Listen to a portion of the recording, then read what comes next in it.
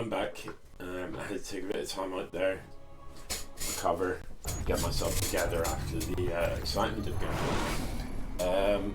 It's game 2, look, this is best of 3, and how do I work the buttons? And Nacotem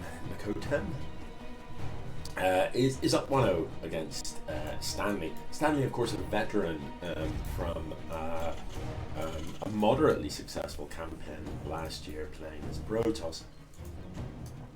Nacotem, I don't know who you are, Nacotem. Anyway, last...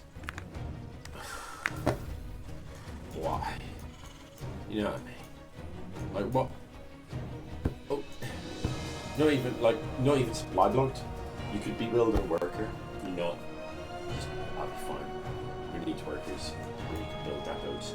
So you're actually like 3 workers down right now because you've pulled 2 workers from mining.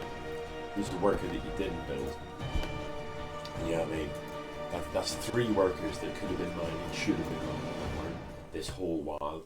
So, you know, if your mirror on the other side of the map here, by the way, this is Babylon, on the other side of the map, if they were doing the same build as you, but doing it better, they'd already have, like, just more by now, wouldn't they?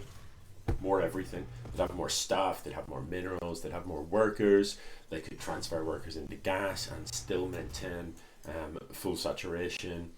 Whereas Nacotem, you're not going to be able to do those things, you know, or at least not as quickly. But not that that mattered in the last game. Now let's see what happens here, because last time Stanley did scout his opponent, saw that it was 4 racks, you know, and if you come in and you see 4 racks, yeah, here another. This is literally pro tip time. If you go into your opponent's base to scout and you see that they have 4 barracks, like at the 2-minute mark, they are definitely coming to kill you with Marines very early. I mean, that is 100% their plan. You know what I mean? Now, who builds 4 racks before they build a CC? Literally no one, unless it's an all-out cheese. So what you do on the other side of the map when you see that is you drop a bunker, you get a siege tank out, you get it sieged up. Rather than perhaps building your expo down here, build it on the high ground, so that in due course, once you have obliterated their feeble marine push, you can fly your command center down into position. Alternatively, build it in location, but build the bunker at the front here and get your siege tank in position back here or somewhere like that. You know, those types of things. You don't want your siege tank too far forward. You want your siege tank in a position where it's hard to snipe, but covering the ramp. Always within range of the ramp.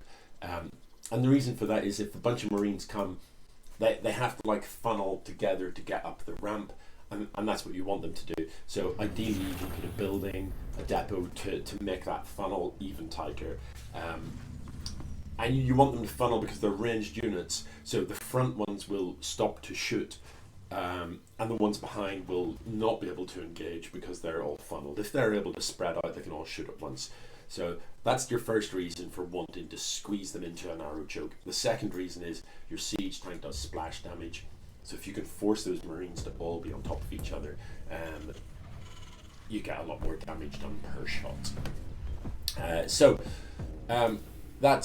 That's what you would do if you saw this. That's not what Stanley's done at all. Like, he's done none of the above. However, Nacotem isn't attacking.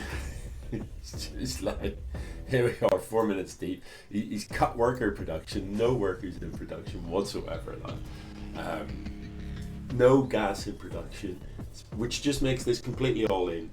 You can't transition out of this. You can't sort of say, oh, that didn't work well, it doesn't really matter. I've got my macro up, I've got my up to 3 bases mining, or I've got my tech path all sorted, so if the marine push doesn't kill my opponent, at least I'm ready to transition into Thors, into battle cruise, whatever it is, but you're not Nacotem. This is therefore completely all in, building nothing but Marines with no kind of technology or way out of it. Means this has to win the game for you. These Marines have to win the game for you. And at each sort of second that passes, that becomes less and less likely, because unupgraded Marines just aren't that good. I mean, they're quite good, but they're not that good.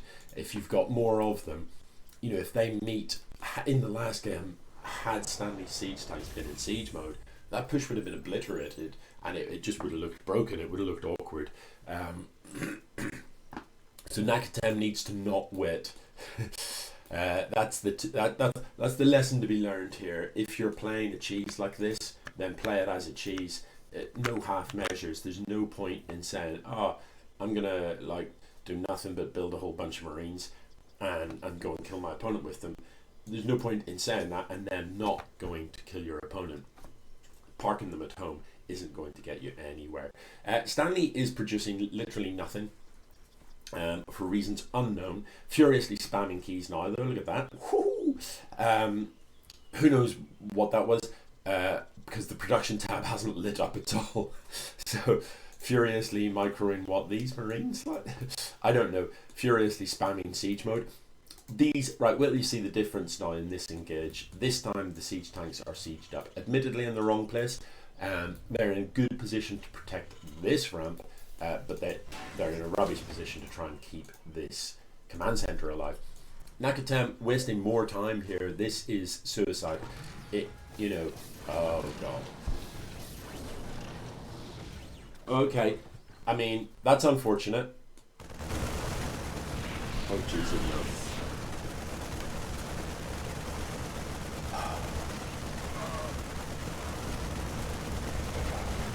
Like, did he know? Did he know it was coming? He didn't. Additional supply I mean, like, I was about to say I'll forgive him on the grounds that he didn't know it was coming. But, you know, arguably, should have bloody known it was coming. He scouted, he saw the 4 racks, and the moment you see this, you pull the tanks, like, you can't, no. I don't know, man. It's a bit painful, isn't it? Siege it! Siege the tank up. Oh, thank goodness. Got one tank compared to 2. Let's see how it does.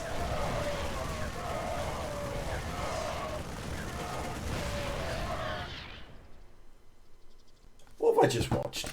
What the hell is this? So these Marines weren't shooting back. Were they on a move command? Look, they're not shooting back. The only unit Stanley's losing is like splash damage from his own siege tank. Oh god. Right. I don't know what to tell you. You know what I mean?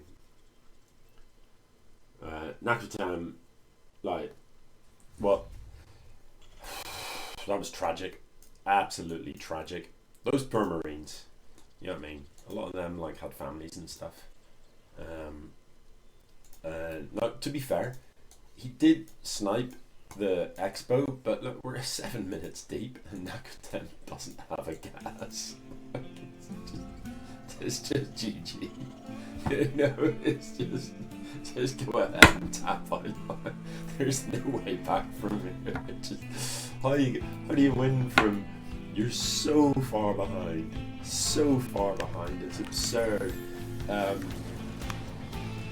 Yeah, there's no winning from here, none.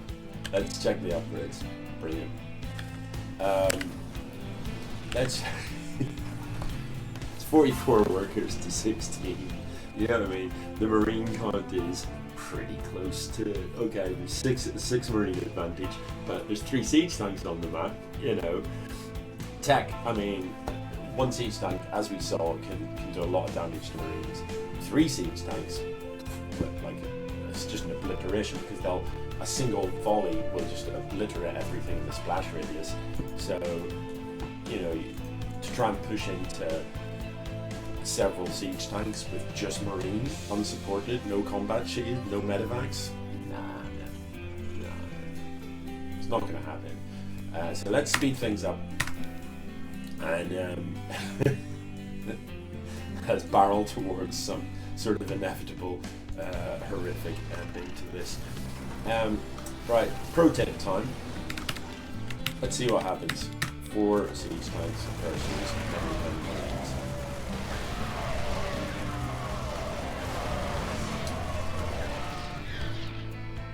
Okay, that was horrific. Let's just back it up here. Back it up. So,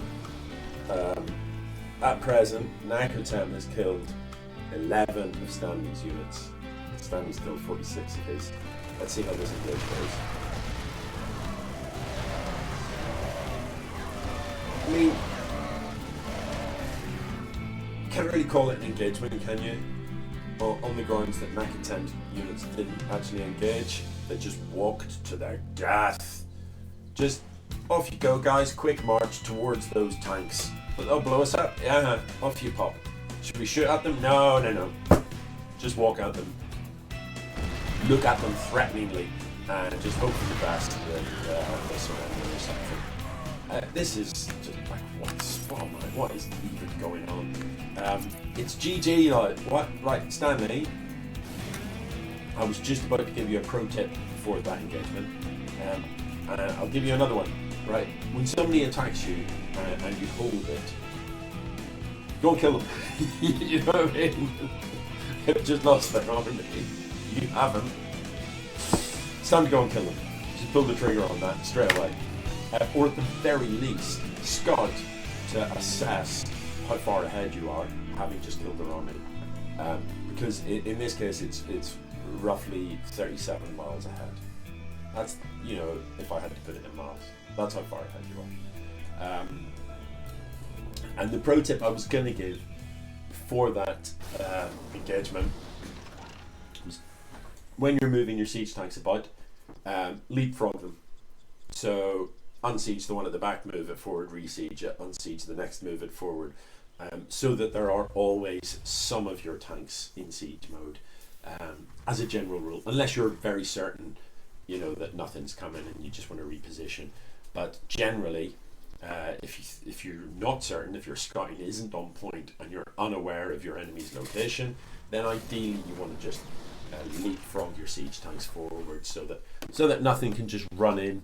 Because normally in a Terran engagement, what you do is you wait with your Marines and you wait for the moment your opponent unsieges their tanks, and then you stim in and you focus on those tanks. So the easy way to avoid that is don't have them all unsieged at once. Anyway, Nacotem is attempting to macro out of this. We're still with no gas, not a single upgrade in sight.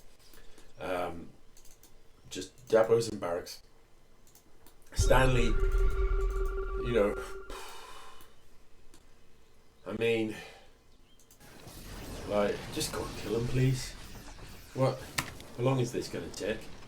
Like, what is it we're waiting for? I don't understand what we're waiting for. So Stanley is going to march across the map finally. He has got combat shield, he has got stim, he has got concussive shallow, though there aren't any marauders to be fair, but still, he's got the key upgrades for these Marines, which is stim and combat shield. Be careful this time with your medevacs. If you have to move your whole army, the medevacs will fly in front, and that is the last place you want them. You don't want them at the front, you want them at the back. You want them behind your Marines. Within range of healing your Marines, but behind them. Otherwise, your medevacs just get sniped. Like,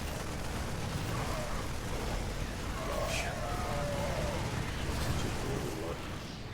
How do you look? That's a lot of siege tank, isn't it?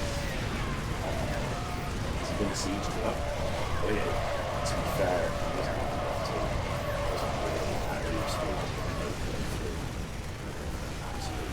to smash out. Don't siege up now. Look, there's nothing there you should. It's fine, isn't it? It's fine. Does he know about this? Maybe not. It doesn't really matter.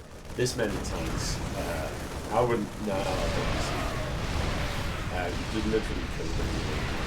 It's the splash damage that they do in from so yeah, and also the DPS from tanks is actually higher when they're unsieged. Higher DPS. So in terms of killing buildings where splash damage just isn't really such a thing, you're much better off with unsieged and then kill those buildings fast. most of the time. If it's supply depots touching each other, well then I suppose there's an argument for keeping them sieged so that the splash damage sort of takes the edge off the surrounding depots, but it's just possible supply depots.